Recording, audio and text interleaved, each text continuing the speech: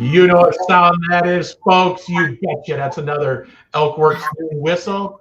I'm Chris Trottier, and I'm John Angelo. A little new format today. We're doing this together, and with us is Jerry Kroupa, International. We're located at 102 North Wisconsin. How are you, Jerry?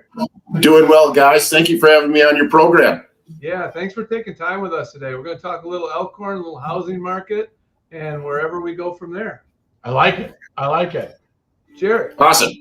You moved here in middle school, right? You moved to Elkhorn? Yeah. We moved up here when I was going into 7th grade from western suburbs, Westchester, Illinois. Moved to Lauderdale Lakes, built a house on Sterlingworth Bay. You took full advantage of that water skiing, snow skiing. You know what? It was. We always vacationed at the Sterlingworth. My dad had snowmobiles and a boat, and his friends from the VFW down in Westchester also had the same activities that they like to do. So we would just meet at the Sterlingworth, 2 or 3 times in the summer, a couple times in the winter. And then I was just fortunate enough where my dad got transferred closer to the Wisconsin border and sold their house in Westchester and built a house up on Sterlingworth Bay. We actually bought it through Jim Biaggi and Al Rockwell had Lauderdale Lakes Realty, and Norm Quass and his son built our house. Oh, wow. Some Elkhorn names right there, right? Yeah, so you're dropping all the names today. Well, we're glad you moved, and we're glad you're a 1982 grad of Elkhorn Area School District. And you've made your life here as well, right? I always dreamed of living up here as a young kid and going through high school, and then graduating from UW-Whitewater. I had a communication and marketing degree. I was destined to be in sales, and decided I didn't want to travel, and had exposure up here through my friend's parents. Jim Biaggi was an developer, realtor. Kitty Seymour was a realtor as well, and then hanging out with Chris Biaggi and Joe Seymour and Mr. Seymour, Dan Seymour, when he ran the Sterlingworth and had the golf course, Lauderdale Golf Course, and then eventually Evergreen. Just got to meet a lot of successful people and were able to take in their views and watch them operate, and sort of grew from there. You've been very successful in real estate over the years, and well, at first it wasn't easy. Let me tell you, as a young man starting out, I mean, we didn't even have a fax machine, and computers were barely available back in '89. Used to get a MLS book twice a month, and you'd page through it, and then you take the property and put it on the copy machine and enlarge it, and then you put it in this thing called an envelope and put a stamp on it, and mail it to your buyer wherever he was, whether it was in Wisconsin or Illinois, and hope to hear from him. So it was a little different. And then when the internet came out, brokers were panicking that it was going to take the job away from realtors, but it actually enhanced our ability to market properties. So here's a question I have for you. So you started to go down the line of like how the real estate market has changed, and you got into it through a background in sales, and sounds like you were mentored and had some really good support people who kind of guided you through the process. I've had some kids who have been interested in going into real estate. Talk a little bit through your lens. What are some of the skills, attributes, dispositions that somebody that you've seen over your career who is successful in it really need to have before they make a commitment in this profession? Well, obviously, communication's the number one thing. Once you go out, you get your listing, you bring your material and so forth, but guiding them through the process of selling their home, and then more importantly, once you get an offer in, you have 3 negotiations. I always say you have the initial, you're negotiating the initial offer, and then you have the wonderful home inspection done, where that opens up a whole other items that you have to figure out. And as realtors, a lot of times, my clients are from Illinois. and they're not up here. So I end up being the general contractor on hiring, plumbers like Don Sakala, John Sakala, Southern Lakes Plumbing, electricians, Jeff Reiner, Jeff Lindenberg, and all the other Randy Breber who helps me out on side jobs as well. Fixing, making problems go away so the property closes, and that's a whole different skill within itself. You mentioned when we were talking in the pre-show that you do about 30 interviews a day or a week or whatever it is. That's an interesting way to think about your job.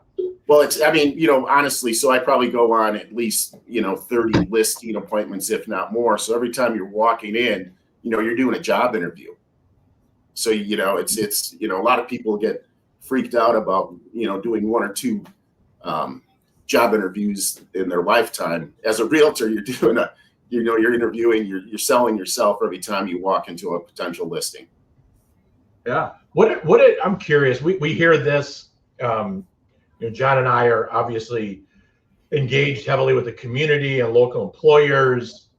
What in your travels, what do you hear from buyers, home buyers about like what brings them to this area? Like, what's the attraction?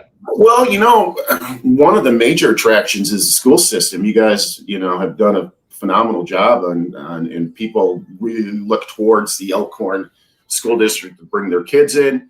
And then not only that, but you have the great, quaint little town of Elkhorn with the chamber that I think does a phenomenal job promoting the community with all the activities they have. Then you have the natural beauty of Lauderdale Lakes. You have the Kettle Moraine State Forest. You have hiking, mountain biking, cross-country skiing.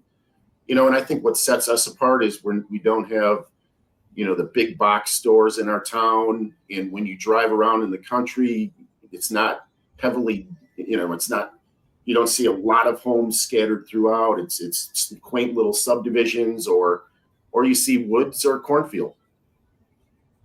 Yeah, and it's a lot quieter than Lake Geneva. Everyone drives down to Lake Geneva, which is great. It's 20 minutes away if you want to go have fun down there. It's accessible, but you don't have to live there to take advantage of it. There's probably a lot of that when you say, beauty around us that we take for granted because we live here every day. That is so true. Living through the road construction of Highway 12, turned our little County H. I live off of Bubbling Springs. County H was a super highway, and me and my fiance Lynn, we like to ride our bikes on the road, and it was just there was no way we were going out there. It was intense. It was so we ended up doing a little more mountain biking this year because you're throwing your bike in the truck anyway. You might as well go hang out in the woods. Yeah. So John and I were just at a meeting. Well, the Elkhorn Economic Development Alliance is talking about some new properties and development happening in Elkhorn, and obviously at the county level with CETAs and the county are working together on housing. And obviously we just got done with the presidential election and there was conversations about that. So I guess we're going to tap into your wisdom. Like, what's the current state of the housing market? Is a buyer seller market? Where do you see it going? Talk a little bit about the market. Well, so the market's really strong in my opinion. You watch properties come up in Elkhorn and they're normally under contract within, a couple weeks, if not days. So there's always more of there's more buyers than there are sellers at this point, which definitely still makes it a seller's market. And with the talk of new housing developments starting up, like down by Delavan Lake and I think south of Elkhorn too. I don't know if it's apartment buildings or single family. It's going to bring more people in the area, and it's just going to increase demand. So honestly, I don't see prices going down. I see them escalating like they have been. Interest rates did take a spike, but it still hasn't stopped first-time home buyers from buying properties. I deal with a lot of first-time home buyers as well, and these are young kids that are, going out there and and buying $250,000 homes, which is just, just mind-boggling. So Do you see a certain price range that's really attractive now, or is it just very? Well, yeah, it's like, in let's say Elkhorn, Sugar Creek, Lafayette, LaGrange, Richmond, anything between 250 and 350 are hot properties that are going to fly off the shelf. Is the lake market still pretty good? The lake market's been, once again, there's more buyers than there are homes for sale. We had a really strong year selling homes on Lauderdale once again. I see that increasing now that we made it through the presidential election. I think a lot of people are going to be a little more eager to get out there and find the right home for their summer fun. Or winter fun. It doesn't matter. It's always fun out at Lauderdale Lakes. I'm sure you guys have been at the Landing, Half Price Pizza. There you go. Outside bar. They got great bands there. It's busy. Busy, always busy. Yeah, they do a great job out there. Great group of owners that purchase that. Yeah, bands out there. I mean, they got something going all the time. That's great. Anything else, Jerry, you want to touch base on the housing market, or anything you're focused on right now that you want to share with the people who are either they know you and tell your story, or maybe you're introducing yourself to? I mean, obviously you got that great hat on. That looks good. Well, thank you. Yeah.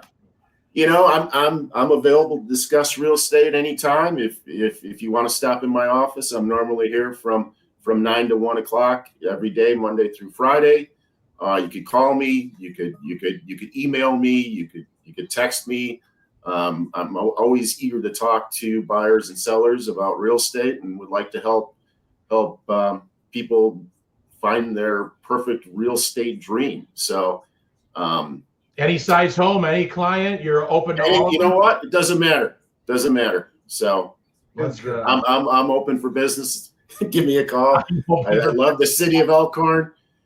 Had great time growing up here. It was a time of no cell phones and no internet, and you go outside and ride your bike or go water skiing or whatever, play baseball through, whatever, basketball. It was a great time to grow up.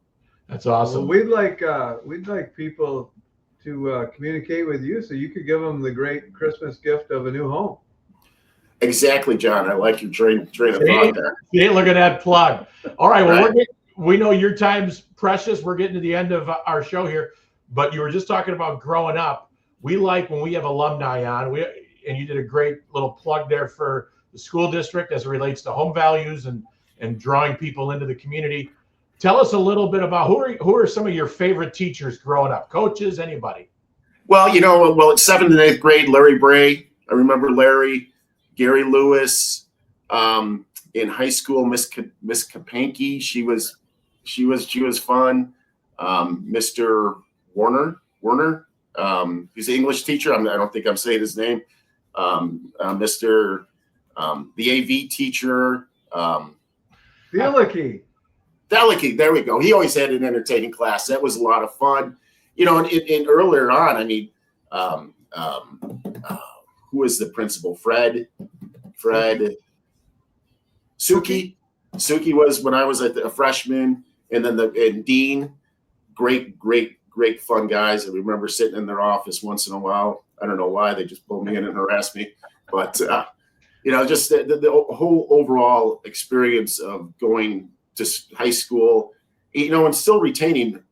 I think we had a class of 160. We just had a high school reunion, our 40th. We had a good turnout there, but there's a lot of people that have stayed in Elkhorn, that you could see at all these events that they have, like Oktoberfest or at the flea markets. I always run into people that I went to high school with, and it's always nice chatting with them. Yeah, I think that's impressive. Or hanging out with them. I still have we do a lot of stuff. So I think what's impressive about Elkhorn is there's so many people that have stayed around the area, but there's also so many people that have invested in the community with their careers, whether it's owning a business or other things. It's really a neat thing that those that know the most have invested it back in the community that they were raised in. Well, Well, you look at that. I mean, you have Scott Lask at the Ford dealership. You have Bobby Lancer at Napa. You have the Weddage boys at the Radiator Shop. Yeah. I'm sure I'm missing a lot more. Yeah. Yeah.